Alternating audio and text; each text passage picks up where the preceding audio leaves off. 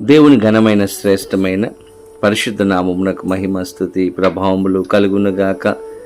బాగున్నారా? పరిశుద్ధ ఆత్మదేవుడు మరొక నూతన దినాన్ని మన జీవితంలో అనుగ్రహించి ఉన్నారు.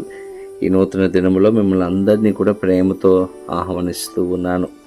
ఈరోజు ఉదయం లేవంగానే ప్రార్థన చేసుకున్నారని, వాక్యము చదువుకున్నారని నమ్ముచూ ఉన్నాను. ప్రతిదినము ప్రభుత్వ సమయాన్ని గడపండి.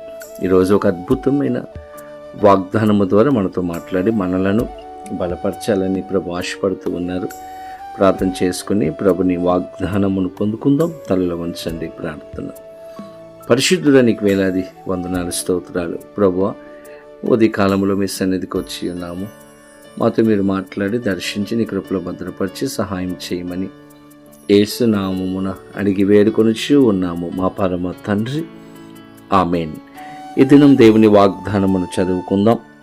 దినవృత్తాంతములు మొదటి గ్రంథము 29వ అధ్యాయము 12వ వచనమును చదువుకుందాం. ఐశ్వర్యమును గొప్పతనమును నీ వలన కలుగును. దేవుని స్తోత్రం.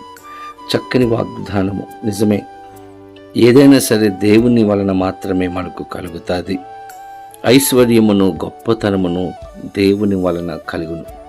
ఈ లోకంలో ఎక్కడా మనకు దొరకదు, ఎవరు ఇవ్వలేరు. కేవలము దేవుడు మాత్రమే మనలను ఆశీర్వదించేవాడు. ఆయన మూలముగానే మన జీవితంలో గొప్ప కార్యములు జరుగుతాయి. ఈరోజు దేవుని బిడ్డలారా, మన దేవుడు మనలను ఆశీర్వదించే దేవుడుగా ఆయన ఉంచే ఉన్నాడు. మనలను హెచ్చించే దేవుడు, మన జీవితంలో గొప్ప కార్యములు చేసే దేవుడుగా ఆయన ఉంచి ఉన్నాడు. ఆయన సృష్టికర్త.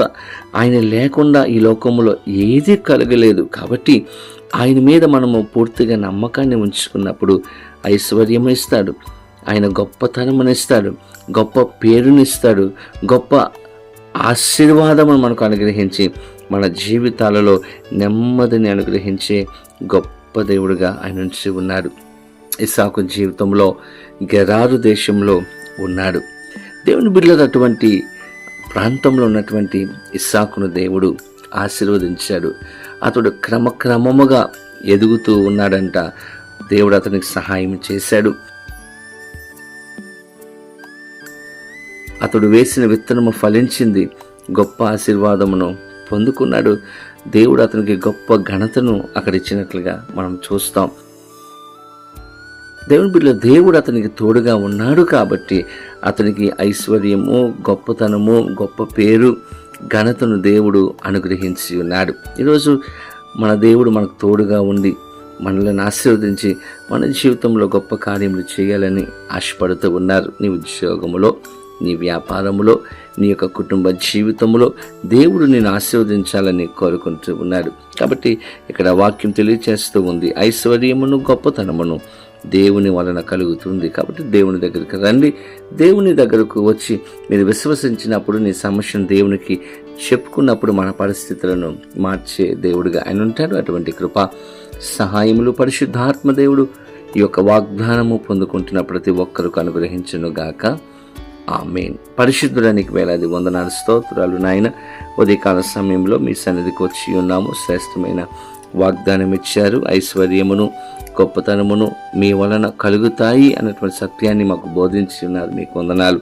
ఈ వాగ్దానం పొందుకుంటున్న ప్రతి వారి జీవితంలో అద్భుతమైన కార్యములు చేయమని, సమాధానము అనుగ్రహించమని యేసు నామమున అడిగి వేడుకొనొచ్చు ఉన్నాము మా పరమ తండ్రి, ఆమేన్.